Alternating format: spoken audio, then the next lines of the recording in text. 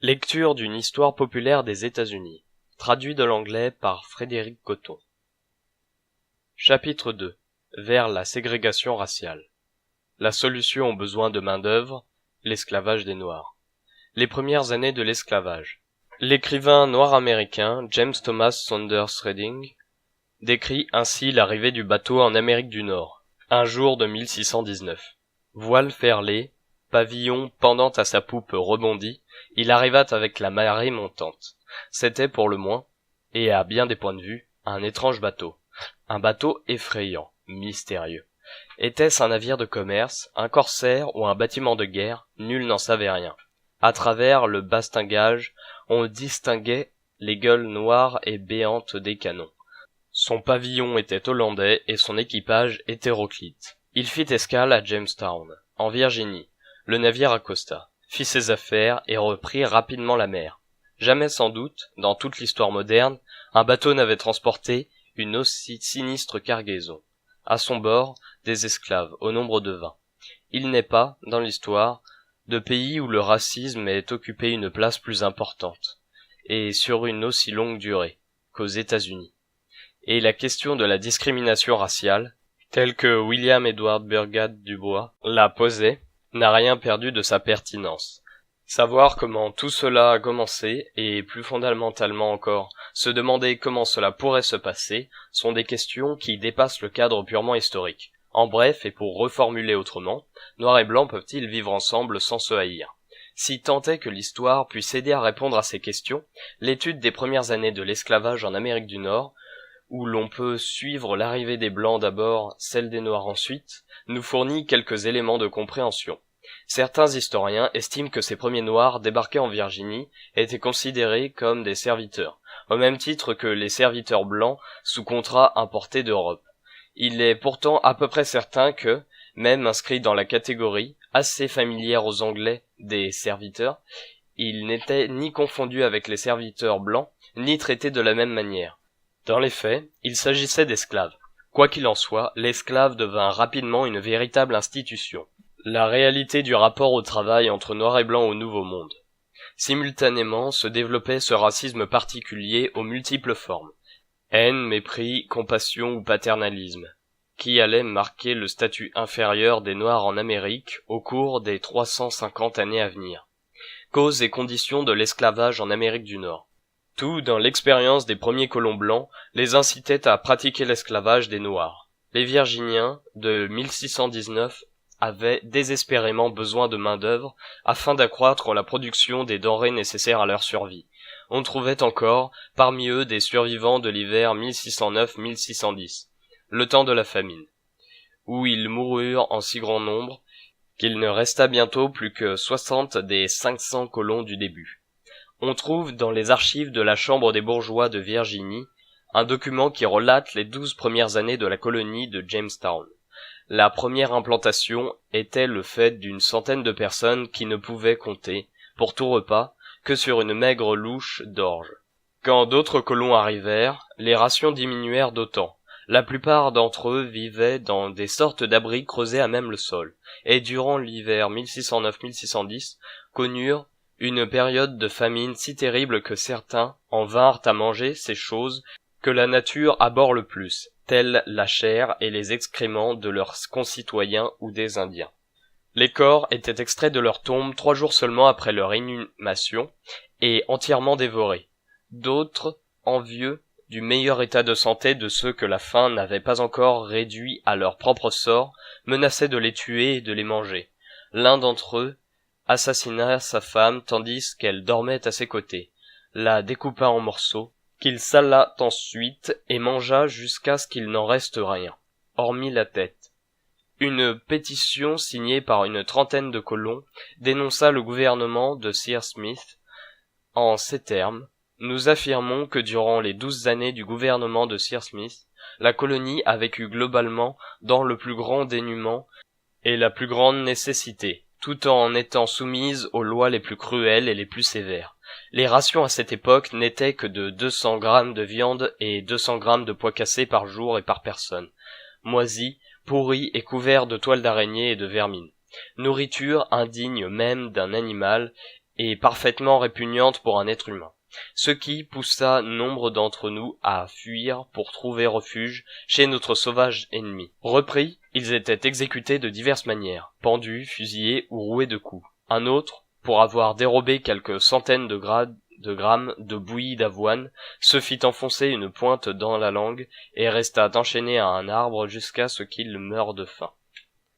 Les Virginiens avaient besoin de main-d'œuvre pour cultiver le maïs dont ils se nourrissaient, et le tabac qu'ils exportaient.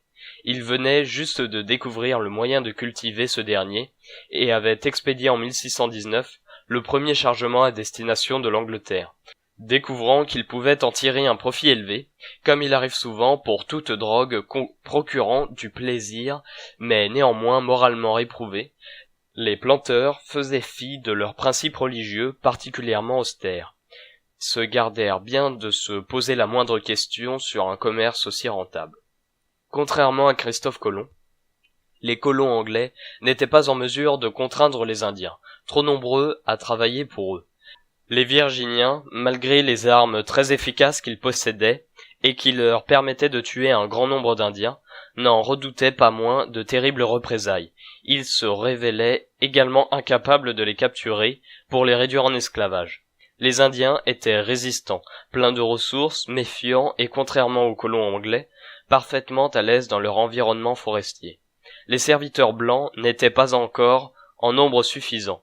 De surcroît, n'étant pas esclaves, ils ne pouvaient être contraints à faire plus qu'honorer leur contrat de travail. Ce contrat leur offrait, en échange de leur force de travail pendant quelques années, la traversée et un nouveau départ au Nouveau Monde. Quant aux colons libres, il s'agissait pour la plupart d'anciens artisans, voire des rentiers, qui se montrèrent si peu enclins à travailler la terre que John Smith dut, dans les premières années, instaurer une sorte de loi martiale, organiser des équipes de travail et les envoyer de force dans les champs pour assurer leur propre subsistance. Une certaine amertume devant leur inaptitude à s'occuper d'eux-mêmes, comme devant la supériorité indienne en ce domaine, prédisposa peut-être les Virginiens à posséder des esclaves. Dans son livre American Slavery, American Freedom, Edmund Morgan fait allusion à ce phénomène. En tant que colon, vous saviez que votre technologie était supérieure à celle des Indiens. Vous saviez que vous étiez civilisés quand eux n'étaient que des sauvages. Mais votre supériorité dans le domaine technologique se révélait inapte à produire quoi que ce soit. Les Indiens, de leur côté, se moquaient de vos méthodes prétendues supérieures et tiraient de leur environnement de quoi vivre dans l'abondance tout en travaillant moins que vous. Enfin, lorsque vos propres concitoyens commencèrent à fuir pour aller vivre avec eux, c'en fut trop. Alors il vous fallut tuer les Indiens, les torturer, incendier leurs villages, saccager leurs champs de maïs, afin de prouver votre supériorité, quels que soient vos échecs dans d'autres domaines. En outre, il vous fallut infliger le même traitement à ceux de vos concitoyens qui s'abandonnaient au mode de vie des sauvages. Mais le maïs ne poussait pas mieux pour autant. L'esclavage des Noirs était la solution. Il était d'ailleurs naturel de considérer les Noirs importés comme des esclaves, même si l'institution de l'esclavage n'allait être réglementée et légalisée que quelques décennies plus tard. En effet, en 1619, 1 million de Noirs avaient déjà été transportés d'Afrique vers l'Amérique du Sud et les Caraïbes, dans les colonies portugaises et espagnoles en tant qu'esclaves. 50 ans avant Christophe Colomb, les Portugais avaient déjà fait venir 10 Africains noirs à Lisbonne. C'était le début de la traite. Il y avait donc un siècle que les Noirs africains faisaient figure d'esclaves. Dans ces conditions, il aurait été surprenant que ces 20 Noirs transportés de force à Jamestown en 1619 et vendus comme des marchandises à des colons avides de main-d'œuvre eussent été considérés autrement que comme des esclaves. Leur vulnérabilité même permis de les réduire plus facilement à l'état d'esclaves. Les Indiens vivaient sur leurs terres et les Européens avaient implanté leur culture proprement européenne. En revanche, les Noirs, arrachés aussi bien à leurs terres qu'à leur culture, avaient été propulsés dans un environnement où leur héritage culturel, langue, habillement, coutumes et relations familiales fut graduellement gommé. Hormis les rares vestiges qu'ils parvinrent à préserver au prix d'une incroyable persévérance. Leur culture était-elle inférieure et de ce fait plus facile à détruire? Militairement inférieure, sans aucun doute, et particulièrement vulnérable, confrontée aux armes et aux navires des Blancs. Mais là s'arrête son infériorité.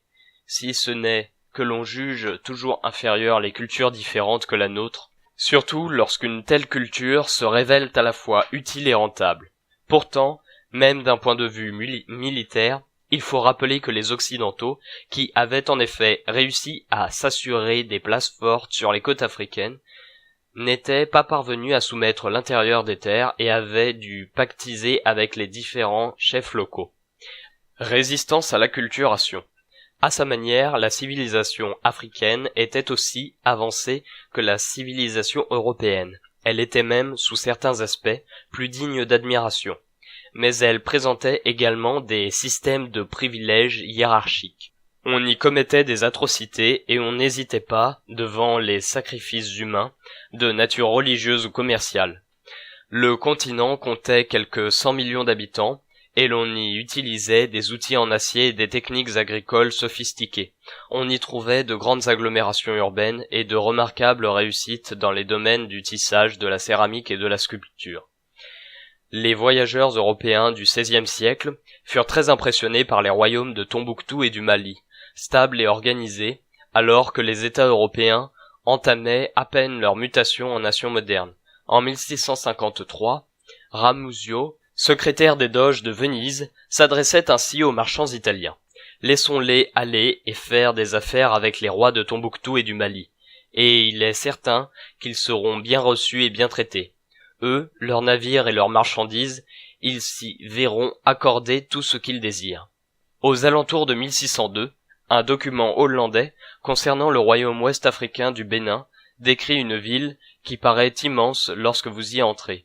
Vous progressez dans une rue très large, non pavée, qui peut bien faire 7 ou 8 fois la largeur de Warmouth Street à Amsterdam.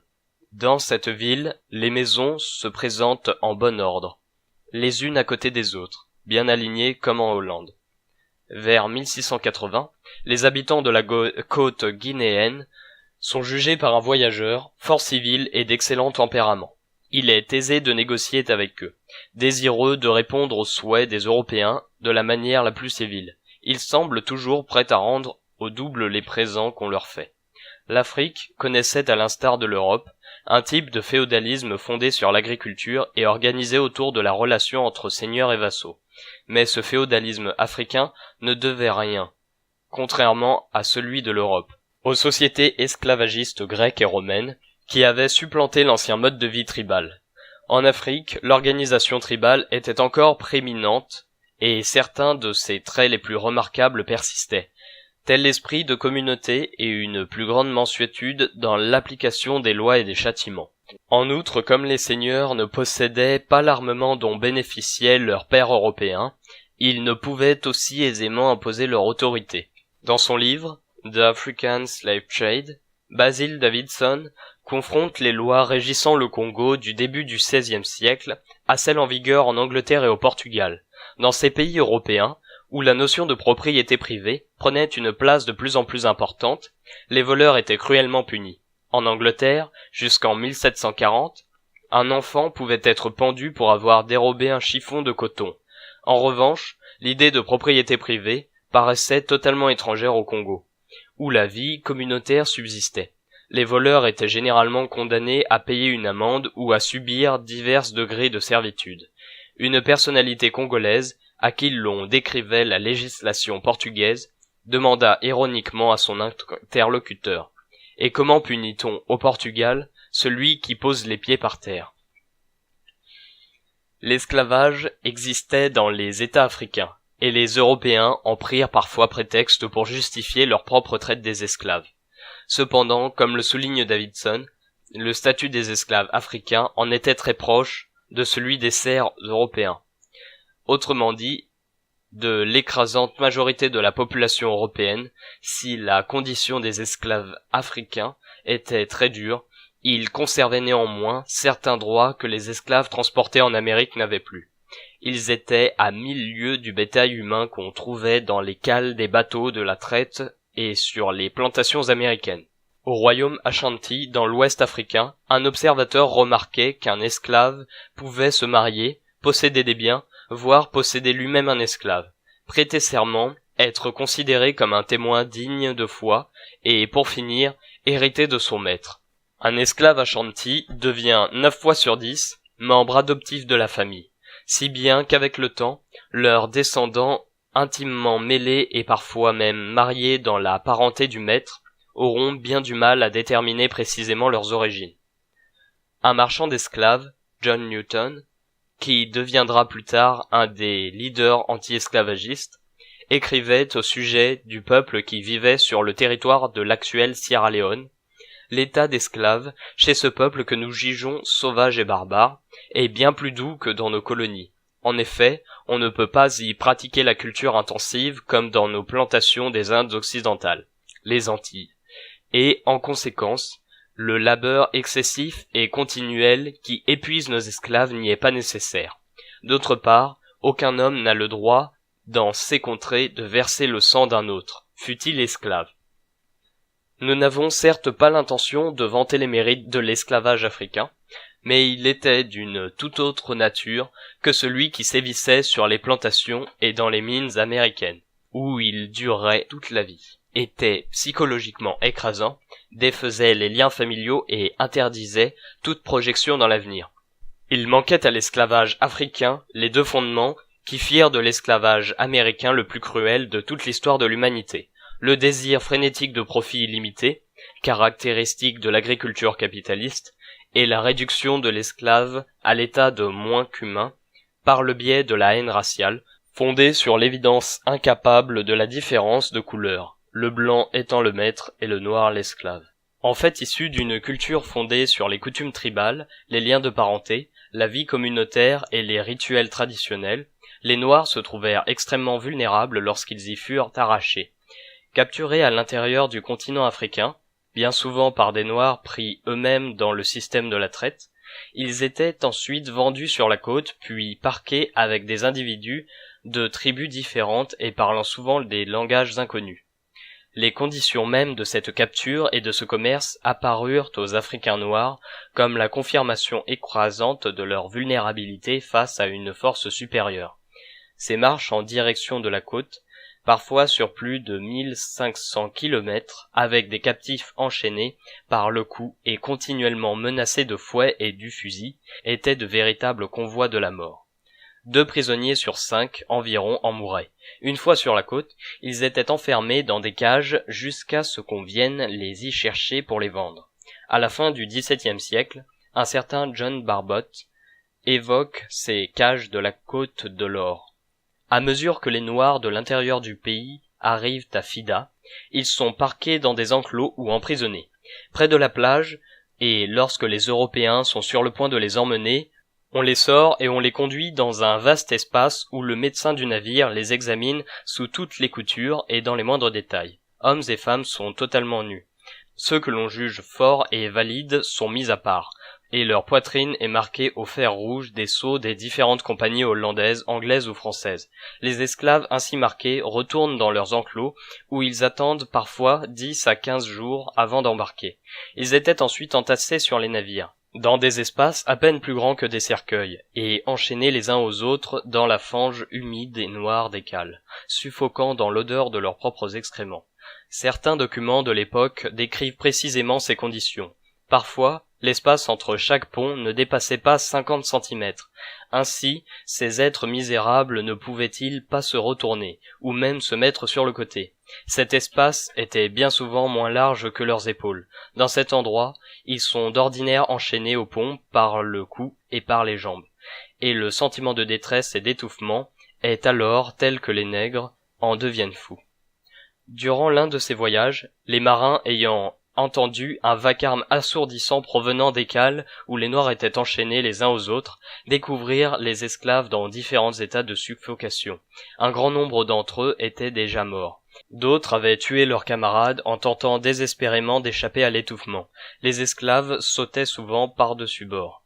préférant se noyer plutôt que de supporter toutes ces souffrances. Selon un témoin, le pont aux esclaves était tellement couvert de sang et de mucosités diverses qu'on se serait cru dans un abattoir. Dans de telles conditions, un tiers environ des Noirs transportés outre-Atlantique mouraient. Mais le profit était tel, bien souvent le double de l'investissement de départ en un seul voyage, que le trafic demeurait rentable pour les négriers. Les Noirs continuèrent donc d'être entassés dans les cales, comme la plus vile des marchandises. Le commerce de la traite fut d'abord dominé par les Hollandais, puis par les Anglais.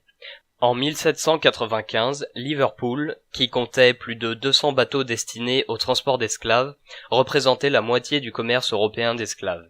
Quelques Américains de la Nouvelle-Angleterre s'y mirent à leur tour, et en 1637, le premier transport américain d'esclaves, le Désir, quittait Marblehead. Sa soute était compartimentée en petites cellules de 60 cm sur 1,80 m, équipées de barres et de chaînes.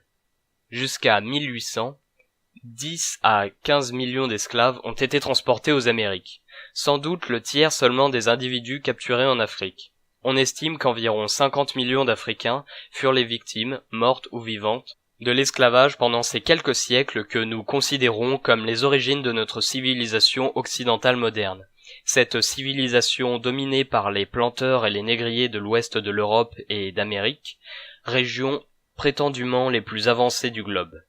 En 1610, un prêtre catholique, le père Sandoval, écrit à un responsable ecclésiastique européen afin de s'assurer que la capture, la transportation et l'esclavage des Africains noirs étaient bien légitimes au regard de la doctrine catholique.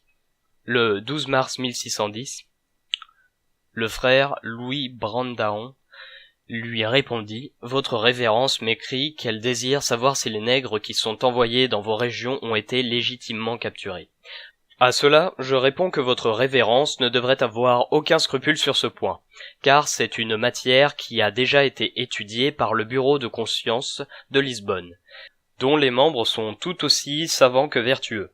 Les évêques de Sao Tomé, du Cap-Vert et d'ici, Luando, tous également savants et vertueux, n'ont rien trouvé à y redire. Nous sommes nous-mêmes ici depuis 40 années, et nous côtoyons de nombreux frères, très savants eux aussi, qui n'ont jamais considéré la traite comme un commerce illicite. Ainsi, nous-mêmes et les religieux du Brésil achetons-nous ces esclaves pour notre service sans aucun scrupule.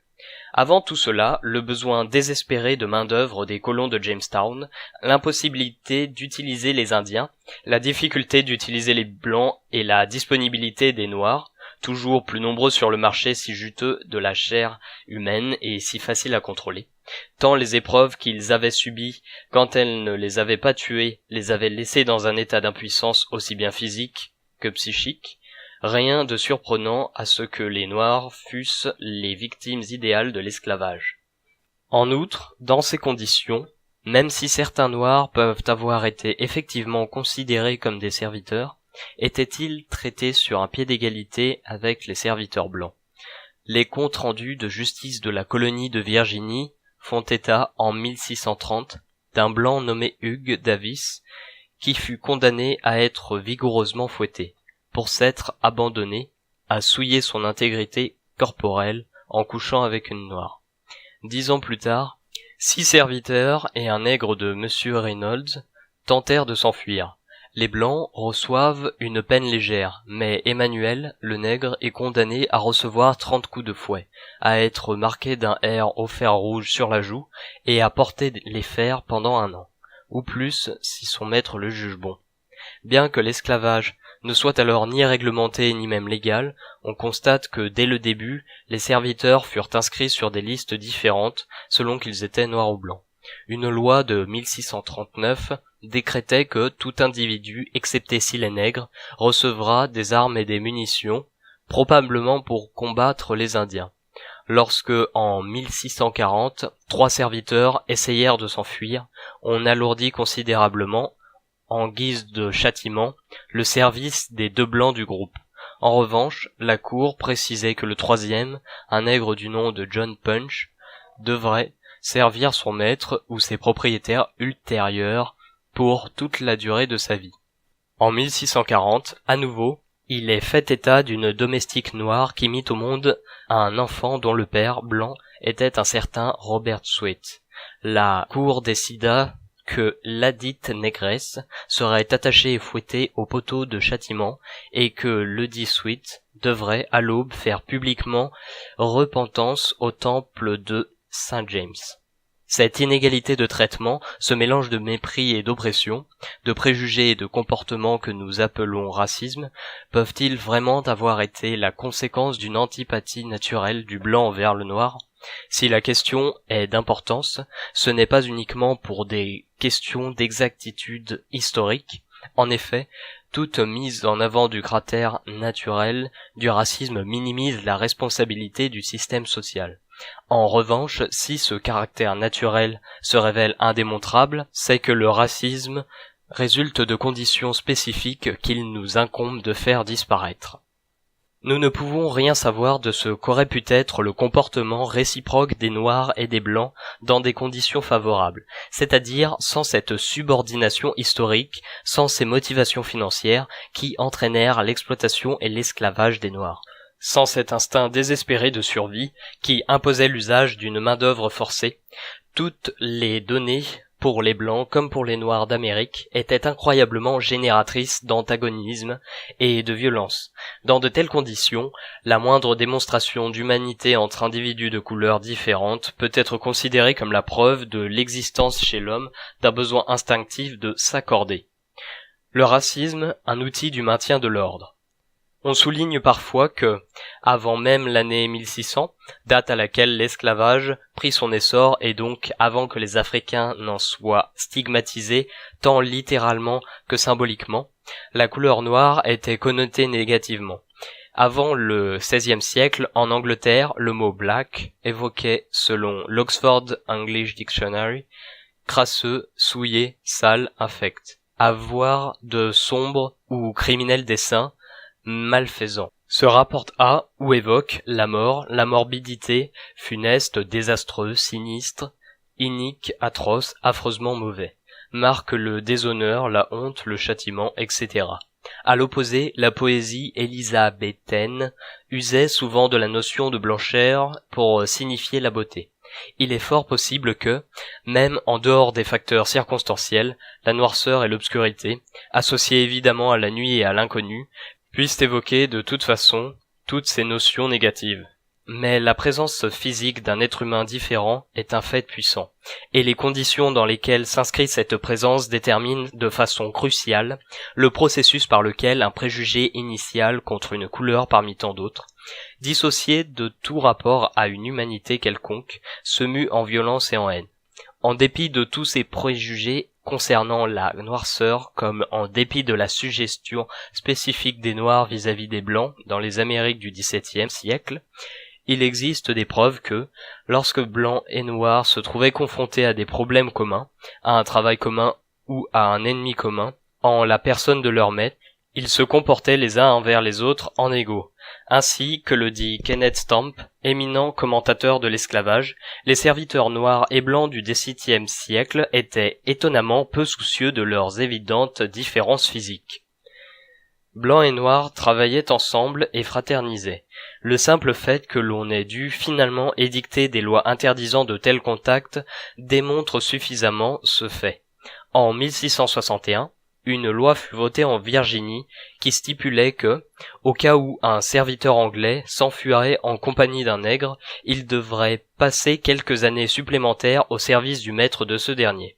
En 1691, la Virginie se déclare en faveur du bannissement de tout individu blanc, homme ou femme, qui, étant libre, se sera marié avec un nègre, un mulâtre ou un indien, homme ou femme, et libre ou non.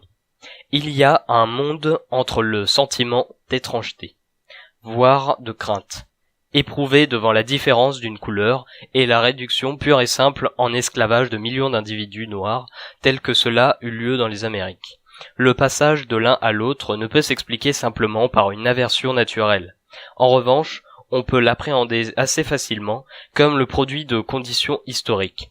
En fait, l'essor de l'esclavage accompagne celui du système des plantations. La cause en est donc aisément imputable à toute autre chose qu'à une quelconque répugnance raciale naturelle. Le nombre de colons blancs, libres ou serviteurs sous contrat, pour une durée de 2 à 7 ans, ne permettait pas de subvenir aux besoins en main-d'œuvre des plantations. Aux environs de 1700, la Virginie comptait 6000 esclaves, c'est-à-dire 1/12 de sa population. En 1663, ils étaient 170 000, autrement dit près de la moitié. Révolte et répression des esclaves. Les Noirs étaient certes plus faciles à réduire en esclavage que les Blancs ou les Indiens, mais cela n'allait tout de même pas de soi. Dès le début, les Noirs et les Noirs, au féminin, importés se soulevèrent.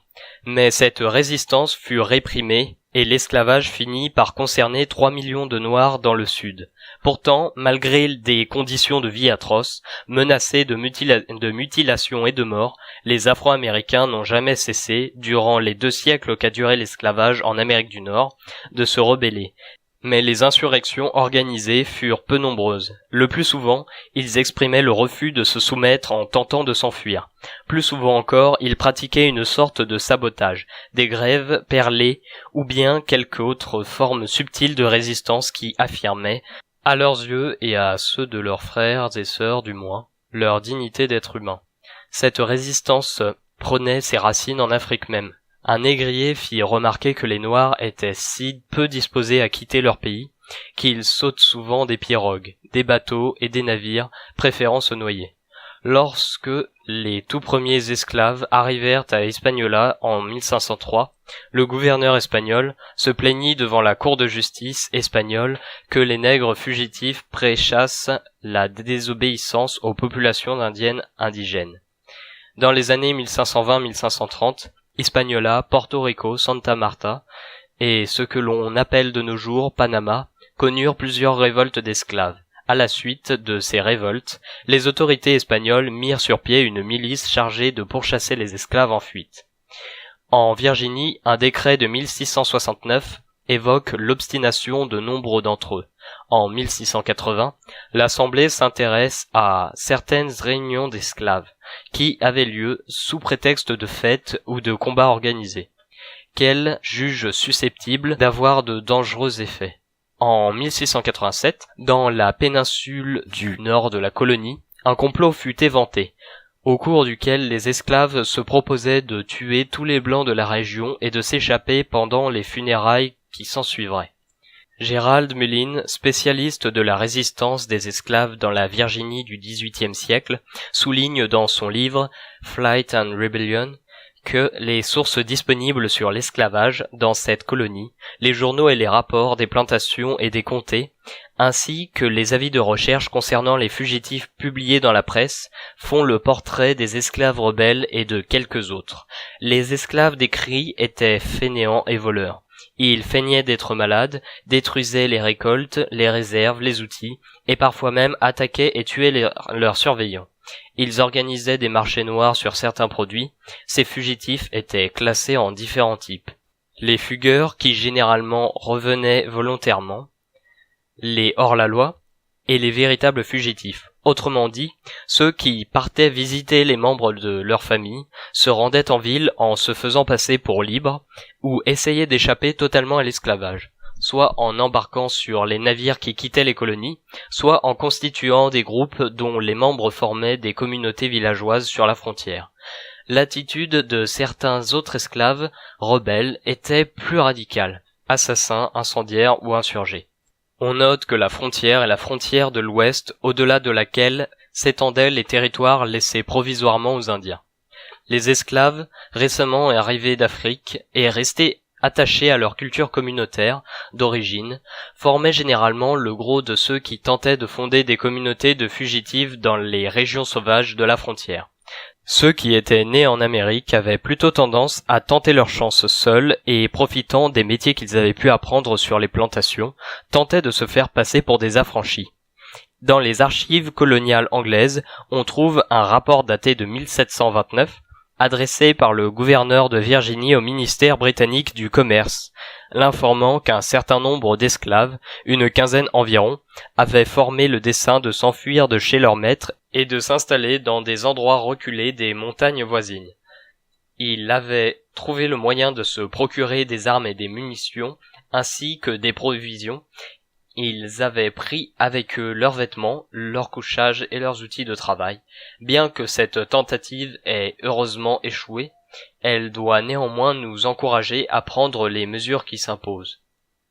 Pour certains propriétaires, l'esclavage était extrêmement rentable. James Madison confiait à l'un de ses hôtes anglais, juste après la Révolution américaine, qu'un esclave lui rapportait 257 $ quand les frais de son entretien ne s'élevaient qu'à 12 ou 13 $. Mais d'autres sons de cloche, à ce propos, se faisaient également entendre. Landon Carter, propriétaire d'esclaves, se plaignait dans ses mémoires que ces esclaves, qu'ils n'aient pu ou pas voulu travailler, négligeaient tellement leur travail qu'ils commençaient à se demander s'il valait bien la peine de les conserver.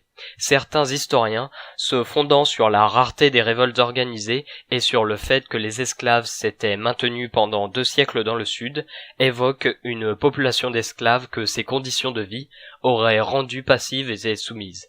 La culture africaine des esclaves ayant été éradiquée, ils ne formaient plus, selon Stanley Elkins, qu'une société d'assistés maintenue dans la dépendance, ou bien encore, comme le prétend l'historien Ulrich Phillips, leur spécificité raciale les inclinait à la soumission. Cependant, si l'on analyse attentivement le comportement des esclaves en général et leur mode de résistance quotidienne, qui allait de la non-coopération passive à la fuite, la réalité se révèle bien différente. En 1710, devant l'Assemblée de Virginie, le gouverneur Alexander Spotswood affirmait que la liberté possède un tel pouvoir de séduction qu'elle peut agir sur tous ceux qui se languissent dans les chaînes de l'esclavage et donc entraîner une insurrection qui pourrait avoir des conséquences effroyables. Aussi, j'estime qu'il est grand temps de s'en protéger en nous donnant non seulement les meilleurs moyens de nous défendre, mais également en votant une loi qui interdise tout rassemblement de ces nègres. En outre, étant donné la sévérité avec laquelle les fugitifs étaient punis, le simple fait que tant de Noirs aient tout de même tenté de s'enfuir suffit à prouver l'authenticité de leur sentiment de révolte. Tout au long des années 1700, on pouvait lire la chose suivante dans le code virginien de l'esclavage. Bien des esclaves s'enfuient et se terrent dans les marais, dans les bois et autres lieux obscurs, tuant des cochons et infligeant bien d'autres déboires aux habitants.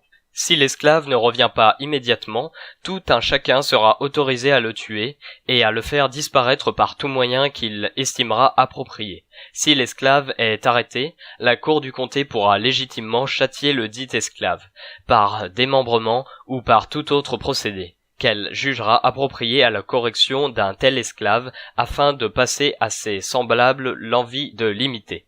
Mullin a également étudié les avis de recherche publiés dans la presse entre 1731 et 1801, 1138 hommes et 141 femmes.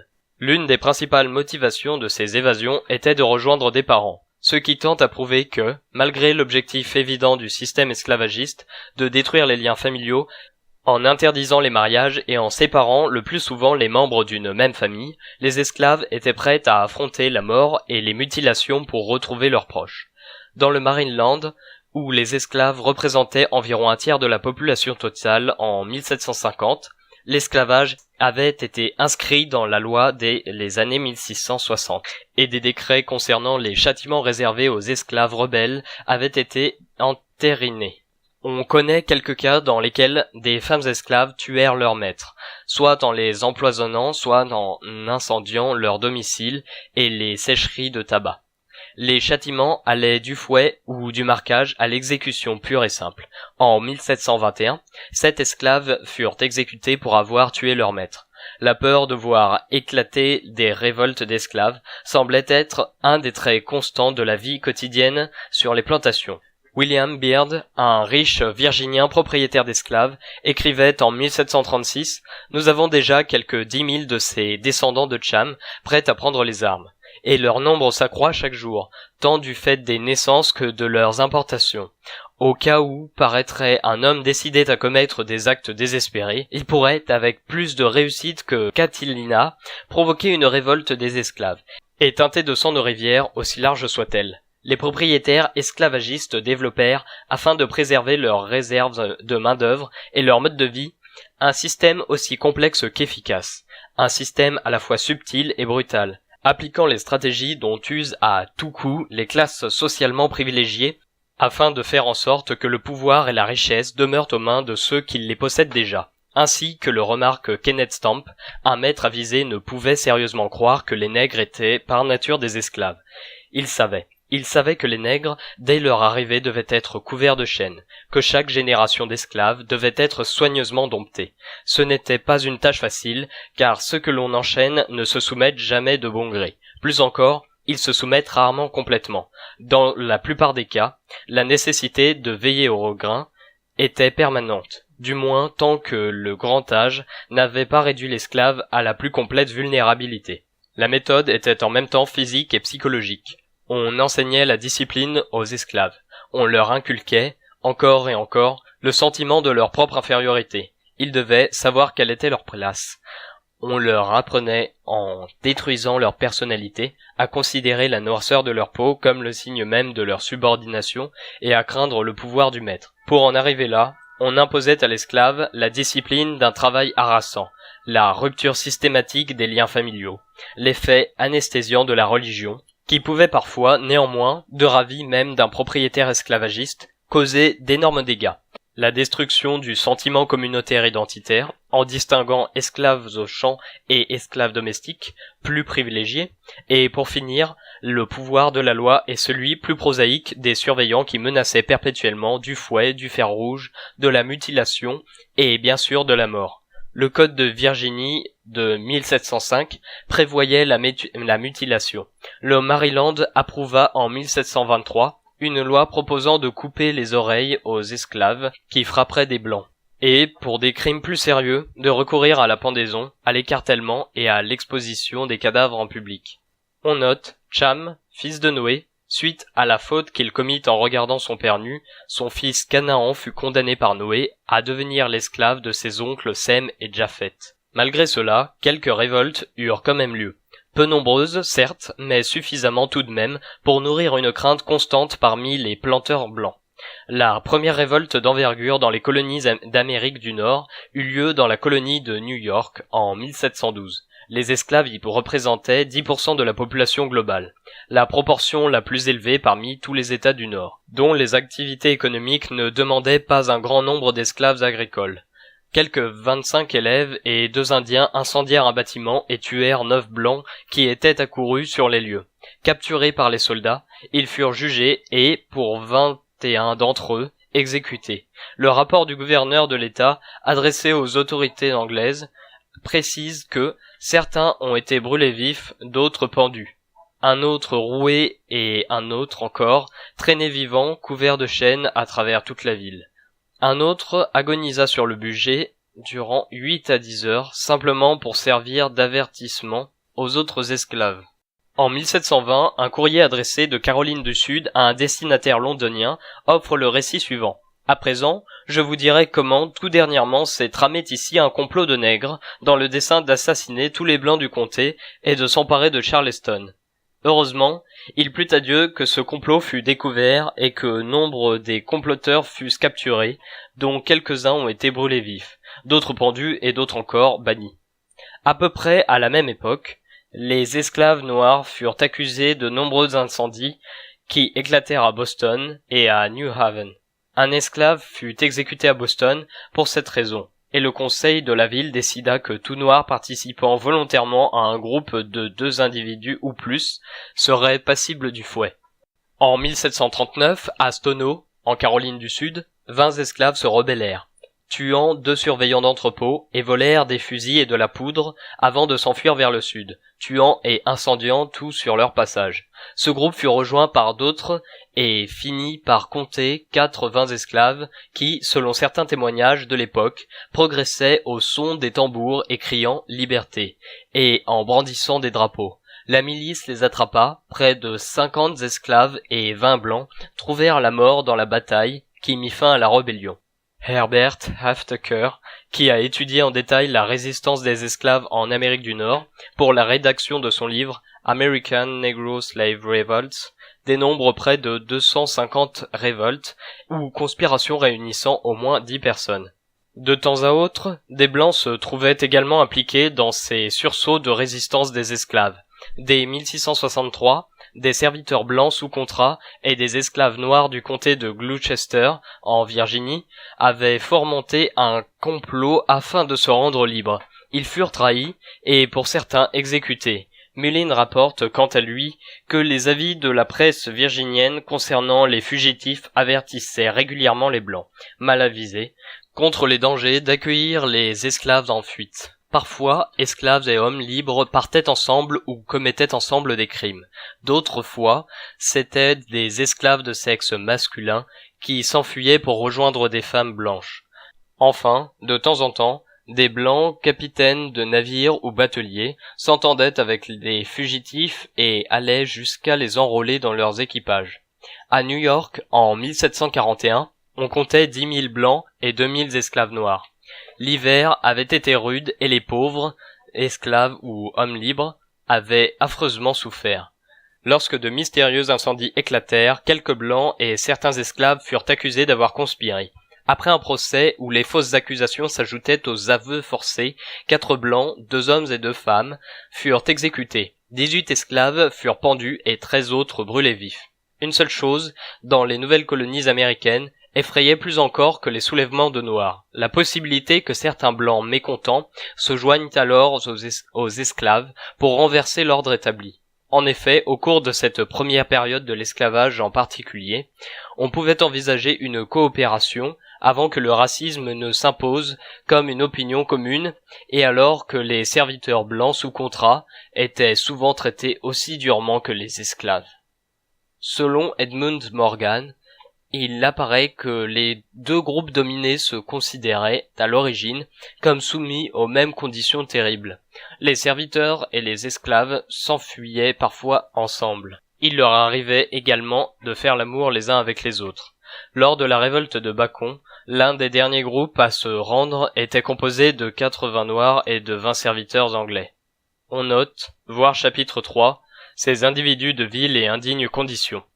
Toujours selon Morgan, certains maîtres, du moins à l'origine, percevaient les esclaves à peu près comme ils avaient toujours perçu les serviteurs, c'est-à-dire comme des individus paresseux, irresponsables, hypocrites, ingrats et malhonnêtes. En outre, si des hommes libres, au désespoir, avaient dû faire cause commune avec des esclaves également désespérés, les conséquences auraient pu dépasser en violence tout ce que Bacon lui-même avait pu commettre. Le Code noir. Aussi prit-on des mesures, à peu près à l'époque où l'Assemblée de Virginie promulguait les codes des esclaves avec leur batterie de mesures disciplinaires et punitives. La classe dirigeante virginienne, ayant proclamé que tous les hommes blancs étaient supérieurs aux noirs, finit par offrir aux individus socialement inférieurs, mais blancs cependant, un certain nombre de privilèges qui leur avaient été jusque-là refusés. En 1705, une loi fut votée qui demandait aux maîtres de fournir aux serviteurs blancs, dont le contrat prenait fin, 10 boisseaux de céréales, 30 shillings et une arme, et aux femmes 15 boisseaux de céréales et 40 shillings. En outre, les domestiques devenus libres se voyaient attribuer 20 hectares de terre. Puis Morgan conclut en précisant que lorsque le petit planteur se sentit moins opprimé par la fiscalité et qu'il commença à prospérer un peu, il devint également moins incontrôlable, moins dangereux et plus respectable. Il pouvait s'autoriser à considérer son voisin riche comme un puissant protecteur de leur intérêt commun plutôt que comme un exploiteur.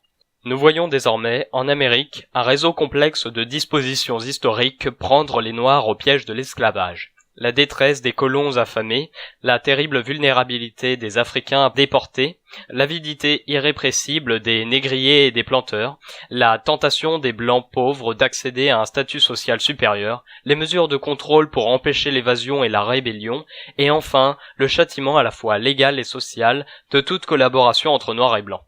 Il faut insister sur le fait que les différents composants de ce réseau sont historiques et non naturels. Cela ne signifie pas que l'on puisse aisément les dénouer ou les déconstruire. Cela signifie seulement qu'il existe une possibilité pour que, dans des conditions historiques qui n'existent pas encore, les choses puissent se passer autrement. Une de ces conditions serait l'élimination de cette exploitation de classe qui a rendu les Blancs pauvres si désespérément avides de la moindre amélioration de leur statut et qui a empêché cette coopération entre Noirs et Blancs, absolument nécessaire à un soulèvement commun en vue d'une reconstruction. Aux environs de 1700, la Chambre des bourgeois de Virginie annonçait que les serviteurs de Dieu dans ce pays appartiennent pour la plupart à la pire engeance que l'on puisse trouver en Europe. En outre, un si grand nombre d'Irlandais et d'individus originaires d'autres nations sont arrivés ici, parmi lesquels nombre d'anciens soldats ayant pris part aux guerres récentes, que, dans les conditions actuelles, il nous est à peine possible de les gouverner.